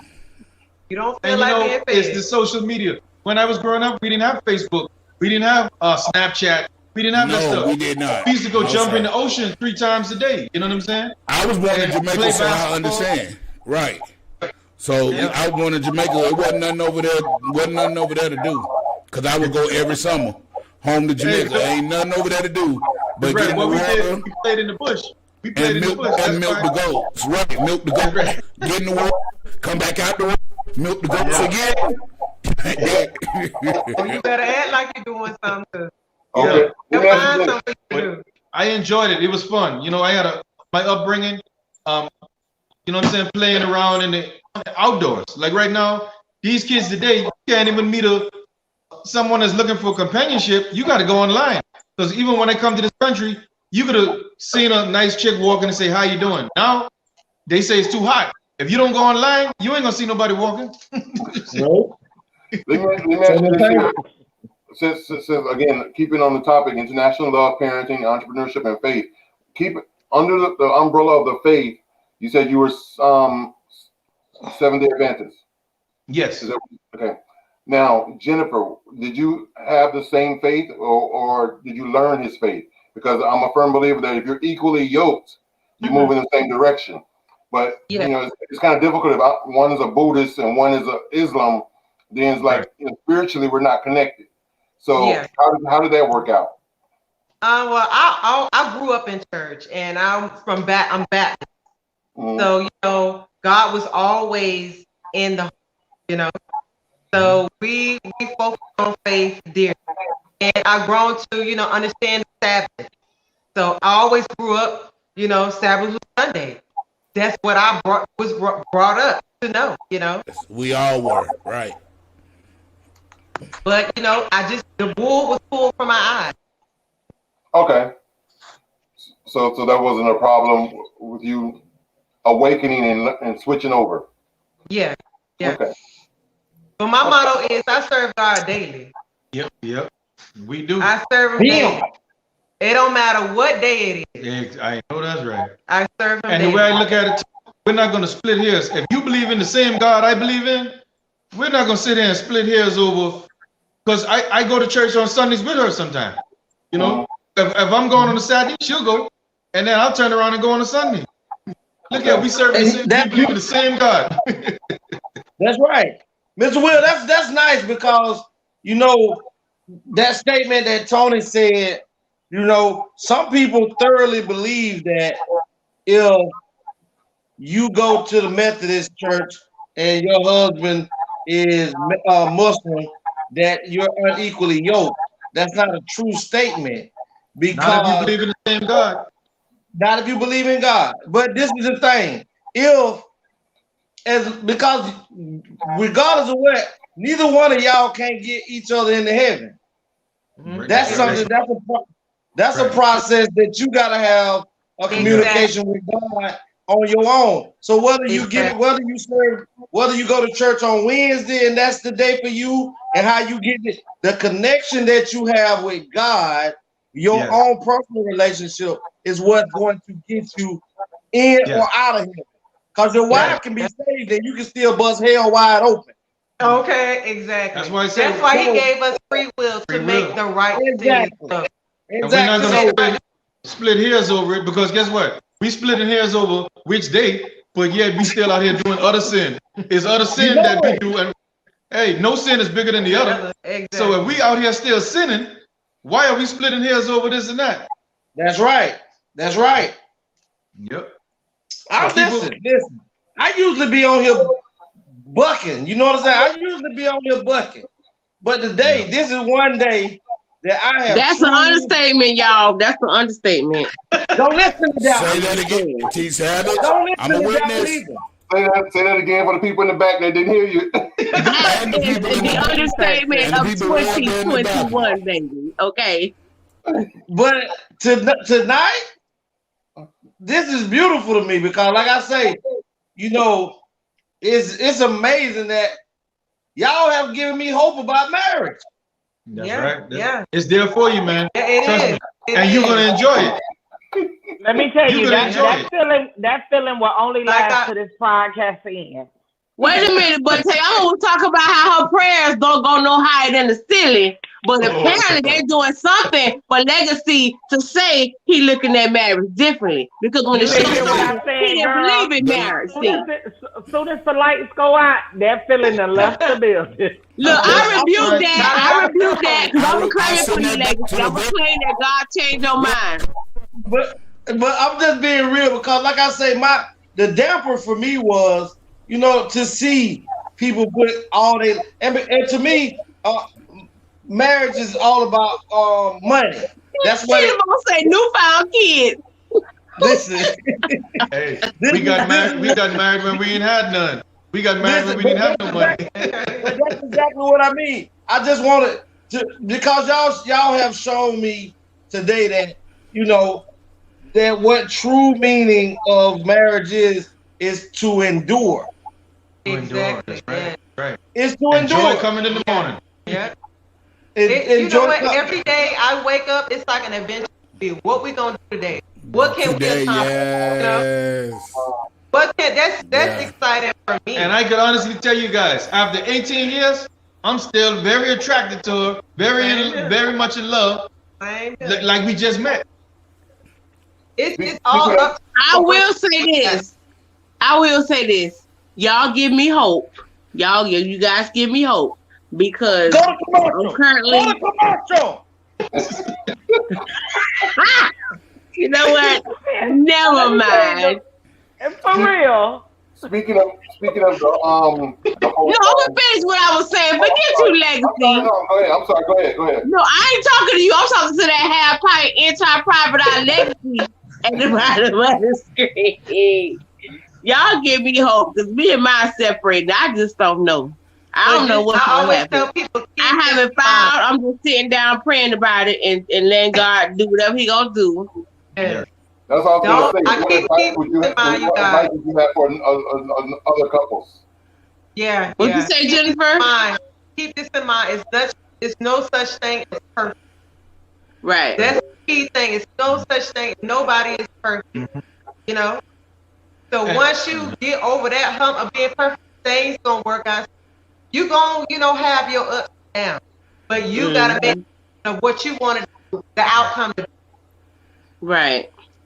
And you got to plan for the future. When we were in the efficiency, I got a little pet peeve. When you cooking certain stuff, don't rest it on the counter. Really? So let's check this out. Because now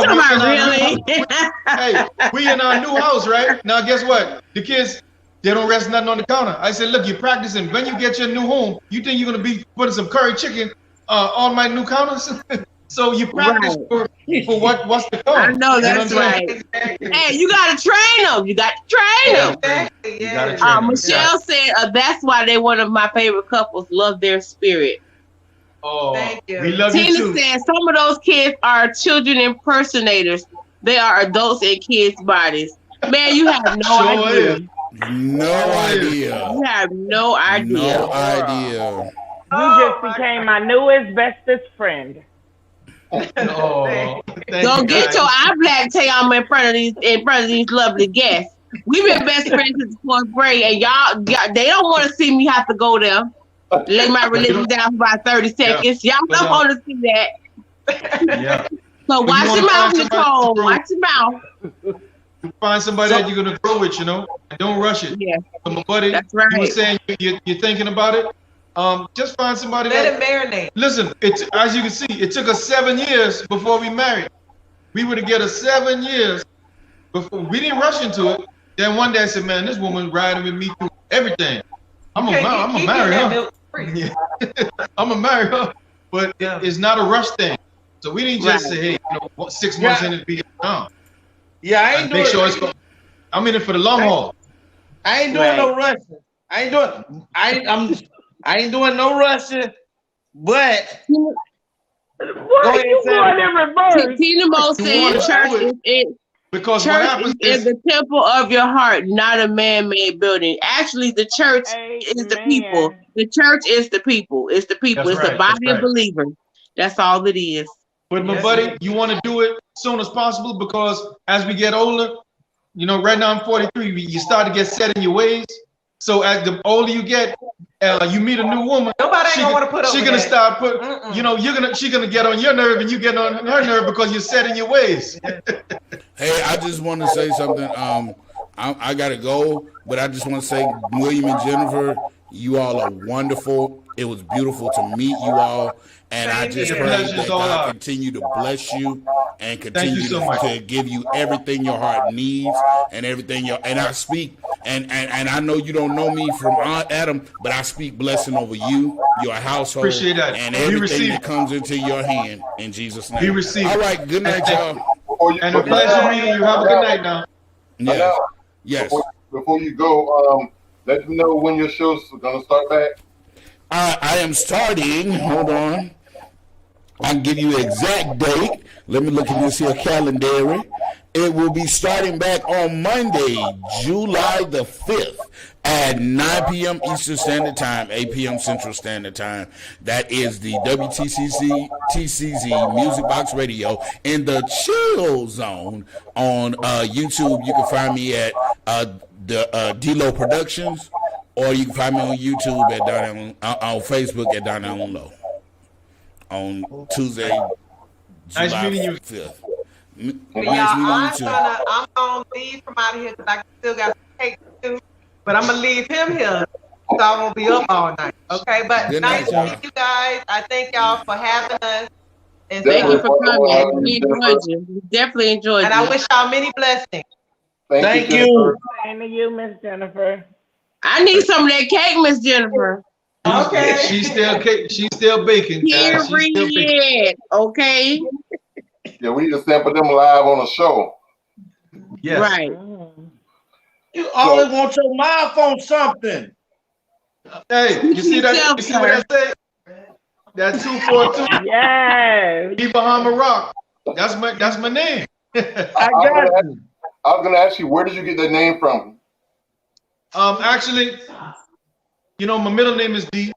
I am a Bahama Rock, so I am the Bahama Rock, and Meadows is my last name. Okay. I am the Bahama Rock Meadows. Okay. A real Bahamian rock. I saw that on your YouTube channel. That's right, and my Facebook is the same thing, the Bahama Rock Meadows. Okay. That's good. That's good. Instagram is Bahama Rock 242. Listen, I found this video right here. I wanted to share with y'all real quick.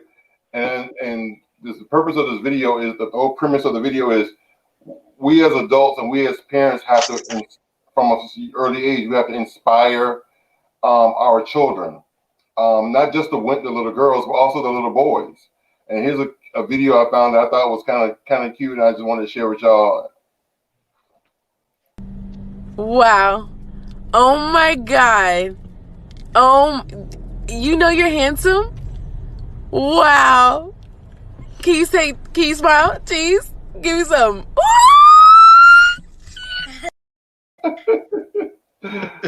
I couldn't hear it. You didn't hear it? You want to play it again? You put your ears out. Yes, play it again. I'll play it again. Wow. Oh my God. You know you're handsome? Wow. Can you smile? Cheese? Give me some. You know what? That's really cute. I hype my daughter up the same way, and she used to love it. But now she's 17. Mom, you know. Tina Mo says, no church building can separate the love that you have for God. That's true, Tina Mo. That's definitely true. You gotta love your parents while they're here, man. Love your parents while they're here. Both of mine are deceased. I lost my mom at the age of 18 due to cancer, and my dad in 2012. So love on them while they're here. I don't have grandparents. I don't have parents. All I have is my siblings. Some of them are tuning in, watching right now. William Meadows, I love you, girl. Can't wait till you get in next month. We can have a nice time. God permits. Yeah, I can't wait till she hit that. Hey, Sam. What does your sister do? I know she got a business too, the way y'all operate. What she do for a living? She's a social worker in the Bahamas. Yeah. She's a social worker. I thought about doing that, but I don't know.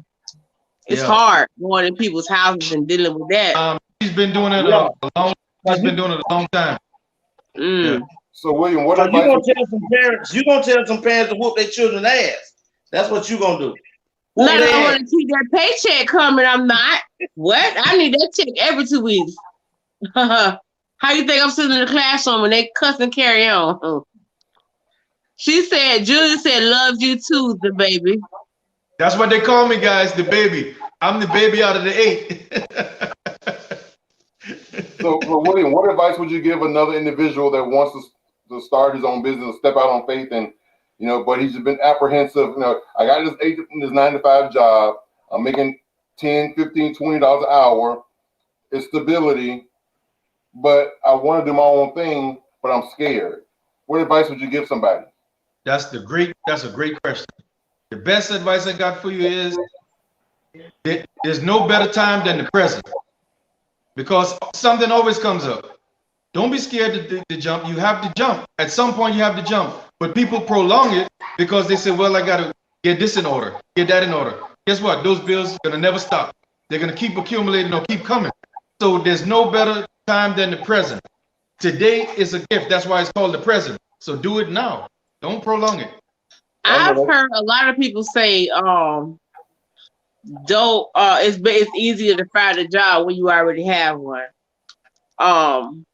Did you feel skeptical about leaving a job without having one already lined up, or did you how did you feel in that transition? Because that's probably what a lot of people deal with too. Because me personally, I'm not gonna leave my job until I have one lined up.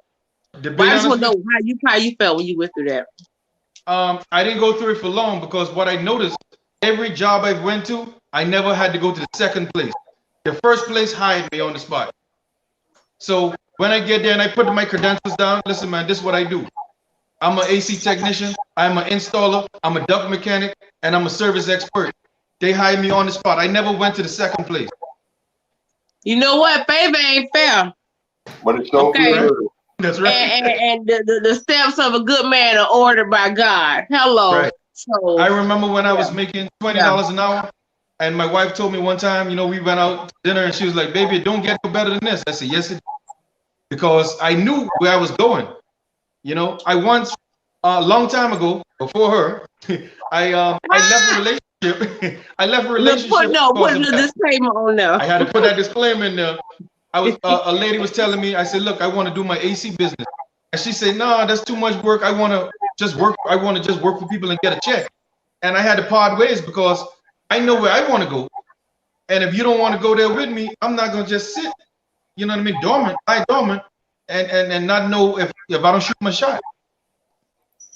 You should never get comfortable in the position that you're in. I live in an uncomfortable spot. That was one of my things with my husband. Like he'd get comfortable in the position, and I'd be like, it's funny that you said that. you got to move, baby. You can't. Funny that you said that. My wife tell me all the time. Every time I make another move, baby, I'm getting nervous. I'm getting scared. I said, ain't time to get nervous now. Yeah, I know that's right. Hey, y'all gonna ride till the wheels fall off, okay? Let them fall. I know that's right. And if they fall, you're gonna be picking it back up. Pick it back up and do it again. That's right. I want to give a special shout out to Veronica Bain, who's watching now from Bahamas, for connecting us. Yes, because, I was going to do that as well. She's an awesome lady. And guys, y'all might want to go check her out, man. She's a survivor. Veronica is a kidney recipient, a heart failed, and now she made food her medicine. She has an awesome story. You might want to check her out, Veronica Bean. Hey, Veronica. And she's the one that connected me and Mr. Anthony. We knew each other through passing, but she's the one that connected, officially. Right. Tina said, Anthony, I would pay you to do that dance again, but it comes with circumstances. Why don't you come on and collect this money? Then let's finish the show. Oh my God. Listen. Yes, anything for the coin. That's I don't know what that dance was called. Listen, let me tell you today, we ain't talking about this, but I just thought about my job, man.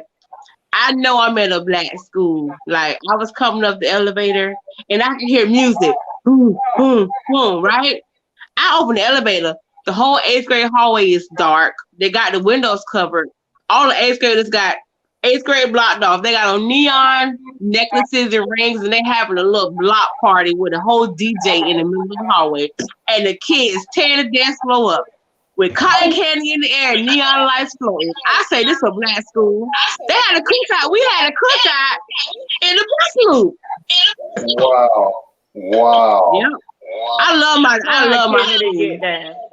Listen, I knew it was something different about my job when I went to the first faculty meeting and they served us shrimp and grits. Okay. Somebody got a feedback. Someone has feedback. That's how I knew I was at a different school when they served us shrimp and grits at the meeting. And I ain't never leaving. I would have been blessings on blessings. Thank you. Yes. Tina said, Anthony, you shook me and put the largest smile on my face today when you made those movements. I didn't know that you could move so rapidly.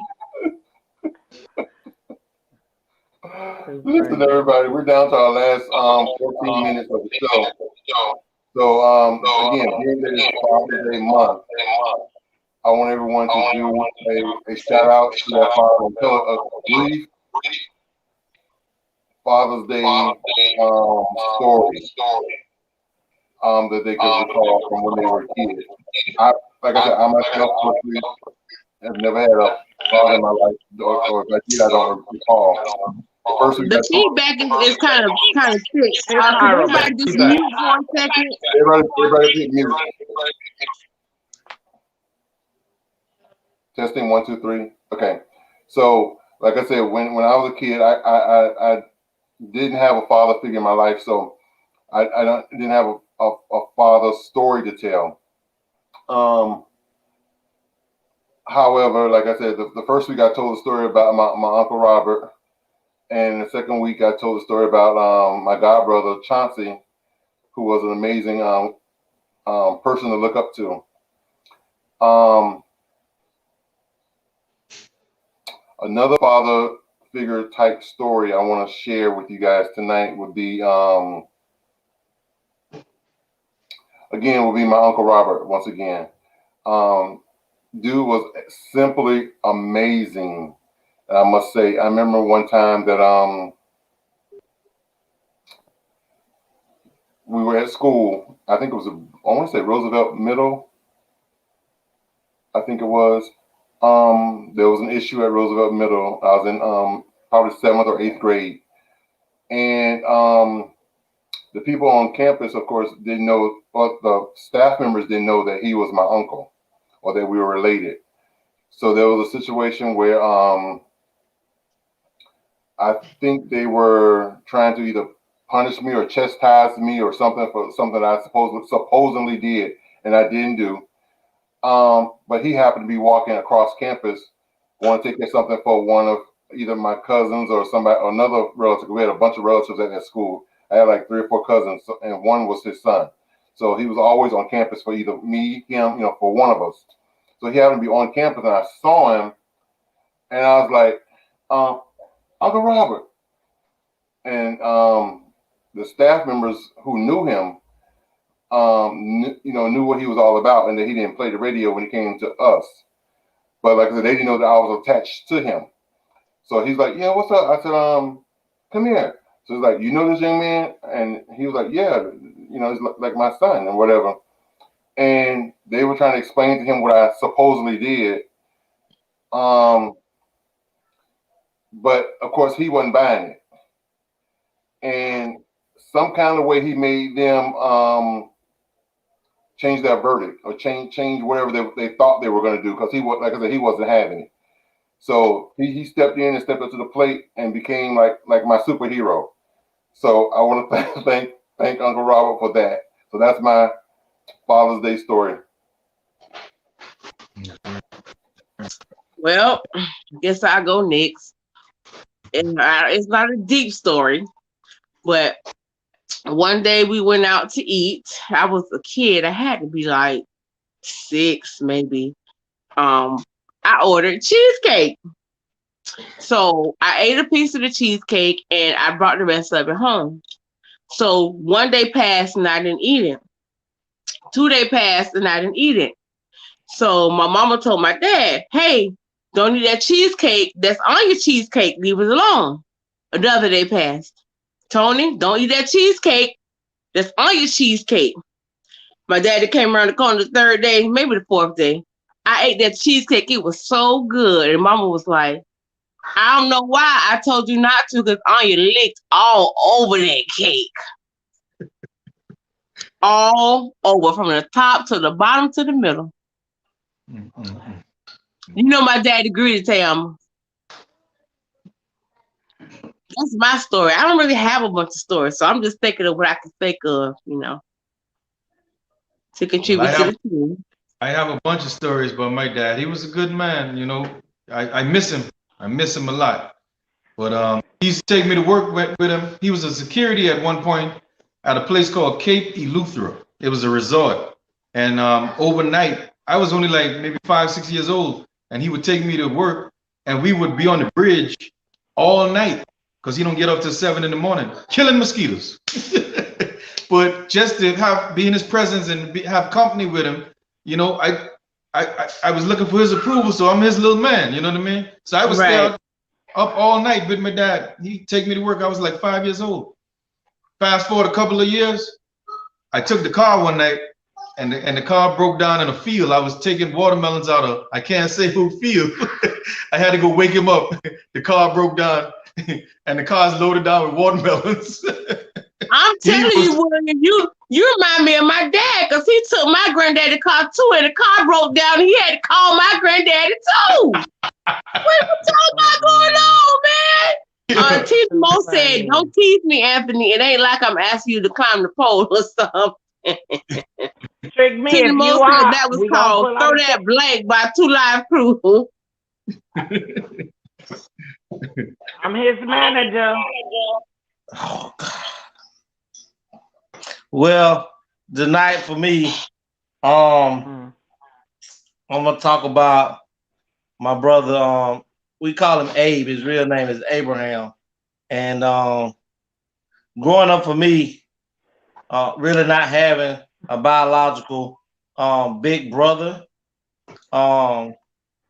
he really filled in for that situation. I got it's so many memories of him. He was the dude that showed me that, the worst thing that a woman can tell you is no. He was the cat that made sure that You know, I knew how to dress.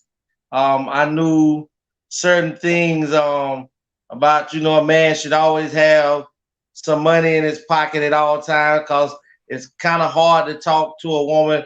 How do you know she may not want a drink or something and you can't even get her a drink, but here you are asking for a phone number, and then I'm pretty sure you're gonna be asking for some ass. So so you have to always be prepared. But my brother, I remember by him not being my biological older brother, he's my mother's sister baby, but he is me and my brother's big brother. And I remember one day I was in the 3rd or 4th grade, and this 5th grader wanted to fight me because his brother that was in the grade with me couldn't beat me up. So at this time, my brother Abraham, he was like in middle school. So I had told him about the cat gonna be trying to jump. No, I had to be in the 6th grade. The other boy brother was in high school and or the 8th grade, but my brother Abe was in like the 10th grade. So I told him that the dude been trying to fight me. He was like, "Don't worry about it, I'll take care of it." I'm like, "How you gonna take care of it? We get off the bus tomorrow. He gonna be at the bus stop. You gonna be at the high school way across town." He was like, "I got you." So I done went to school and everything, and this was one of the longest rides from school to my house, because I knew the boy brother lived like down the street from me. So I know he gonna be at the bus stop. Well, we get off the bus, and lo and behold, the boy is right out there waiting. I don't see my brother nowhere. I'm like, "Lord, I'm gonna have a black eye tomorrow."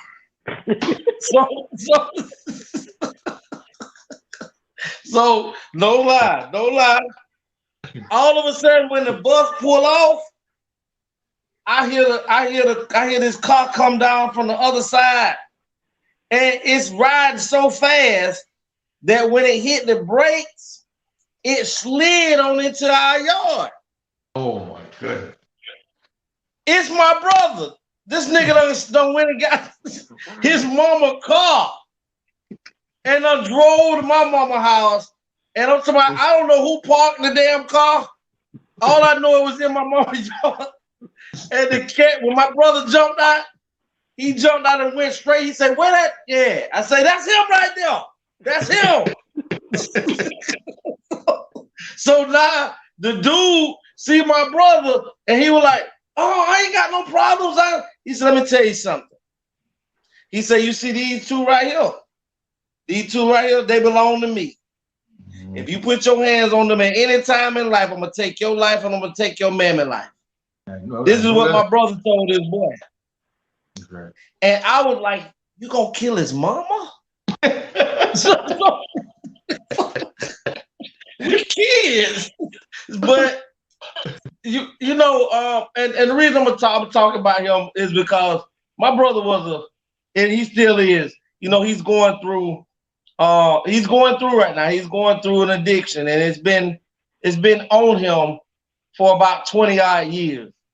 And I've had to take the big brother role in helping take care of his mom and my mom too, and dad. And it's okay because he took care of me. He took care of my 2 other brothers. And I love him no differently than when I did then. He's still one of my heroes. He's still that dude, and that's why I can never give up on him, is because I remember at those times in life he's never given up on me. So I would like to give honor, praises also to my brother Abraham Roberts III. You still the best, bro. Yeah, man. That's beautiful, there, bro. Beautiful. Yeah. And look, I just want to thank you guys too, man, for at least taking time to look for a father to honor. I'm honored. And you know, you guys really made my year. Not my week, not my night. I met some really awesome people. You guys are the real MVPs right now. Because nobody don't really say attaboy. Good job. You know what I'm saying? Nothing. You just keep doing what you do, you know? Yo, get on out there. Get on out there in that field, boy. Get your ass on out there in that field. And bring on the check. So you've been doing it for so long, you know what I mean? It's just the norm. This is what I do. And at least for somebody to take time, I really appreciate that, man. You know what I mean? I really do. Yeah, Tina Mo said Anthony, that dance was called Throw That Blank by 2 Live Crew. I never saw you that excited. I need more.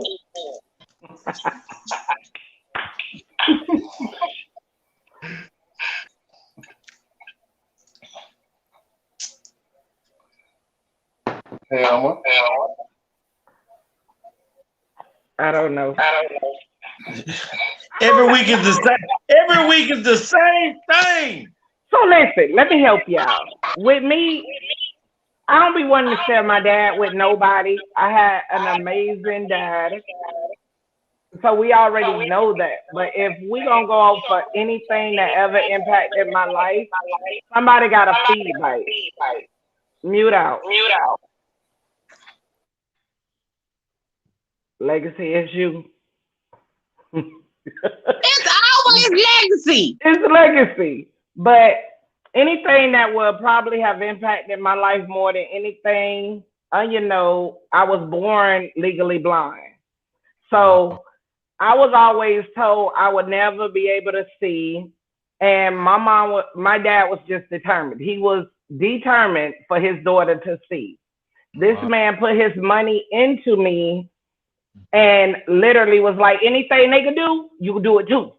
Yes, so anything that someone told me I couldn't do, he assured me that I could do it. So now me, I have no fear with nothing. Yes. Something that most people will be afraid of, I jump right into it and just be like, whatever, caution to the world. Let's see what it is. So if anything would be my eyes that I can see. So I don't know. But even my mom been watching our show, she like, TeAma, you're not vocal as much as your dad did. I said he was a good dad. Yeah. Like a lot of them things I hold for me and I just hold them. So I don't know. Well, we all have things to be for, you know. That's a part of life. You share with the world. Yeah.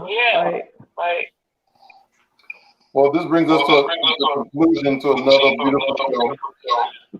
Y'all mute out. It brings us to the conclusion of another beautiful show, and I just want to thank you. Legacy mute, please. I gotta say something.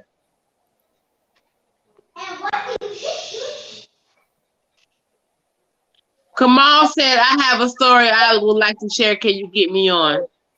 Sure, I'm going to send you the link right now. Come on, hold on. You got not Kamal. Charger. You got a charger? I'm dying. I'm dying. He said, got a charger. I need a charger. There's a link in the description below. Click on the link and come on in. Hey, Mr. Will, this gentleman that's finna come on now. Earlier, you saw the #1 A.T.L fan. That was my daughter. That was my daughter. She's the #1. Okay. But the #2 A.T.L fan is about to come on, and that's Mr. Kamal. He's probably been with us since the very first show ever aired. Wow. And he really don't. I think he may have missed one out of 60-something shows, and that was because him and his wife had their anniversary. And, he's there. Huh? But he saw the replay. But he definitely really saw the replay. And he always gives well, I think his two favorite people on the show is TeAma and Savage. Why? I don't understand. But those are his two favorites. But he's definitely one of the best fans or part of the A.T.L show family. It's running a close neck and neck with him and Don Allen, but he's definitely number 2. Okay. So he ran into Legacy, walked into his job one day, not knowing that Kamal worked there. Kamal was like, "Oh my God, Legacy great from the A.T.L show." So of course, they made Legacy starstruck. Where? Yo, I was looking crazy. Okay, so Kamal went on to say and to reiterate that he was the number 1 fan of the show. Legacy's daughter was with him. She said, "No, I'm number 1." So you want to be number 1. You know, Kamal, he's a great sportsman. He bowed out gracefully and told us she could have it. Where he at? Kamal, baby. Come on, Kamal. There you go. Hi, Kamal. Good evening. Good evening. How are? Oh, come on! I know you had a beard. Okay, come through with a salt and pepper. Okay, then pull up. Come on. I just cut that off. Hey, y'all, listen. Y'all told some real touching stories. Y'all want to tell. Hold on 1 second, Kamal. Legacy, can you mute, please, so we can hear Kamal? Is that any better? Go ahead. Okay, so y'all told some real touching stories. And Will, you're one of my customers, bro. One of my favorite ones. One that always brings positivity to the store. Yeah, man. Good to see you, good buddy. Good. Haven't seen you in a minute. Good to see you, man. What's up, bro? So it's a small world, huh? Always, man. Hey, listen. Well, y'all brought up some really great stories, and it made me think of something that happened to me in my life, and I feel like I want to tell about it. So there was a point in my life where my dad made some decisions, and we got kicked out. We got kicked out of our house, and all these, all the things that go with it. So, I had one of my family members. He came and he spent some time with me, and he was telling me, what kind of man is your dad? He put y'all in this situation.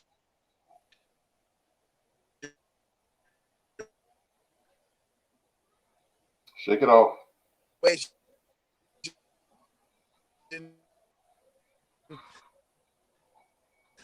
Hold your head to the left. You're breaking up. Breaking up, come on. Oh. There it is. A little better.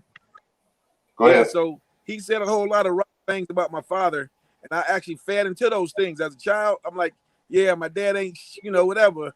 I can't believe my dad. He blah blah blah blah.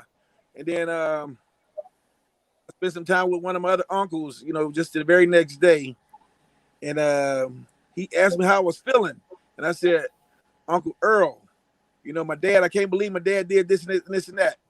And Legacy made me remember this because he said how his brother took care of things then, so he take care of them now. He told me, come on, without your dad, everybody in his family would be in a really bad situation. Your dad, he was the rock of his family for many, many years. And he said, and the worst thing that we can do right now is to kick this man while he's down and judge him on his worst day.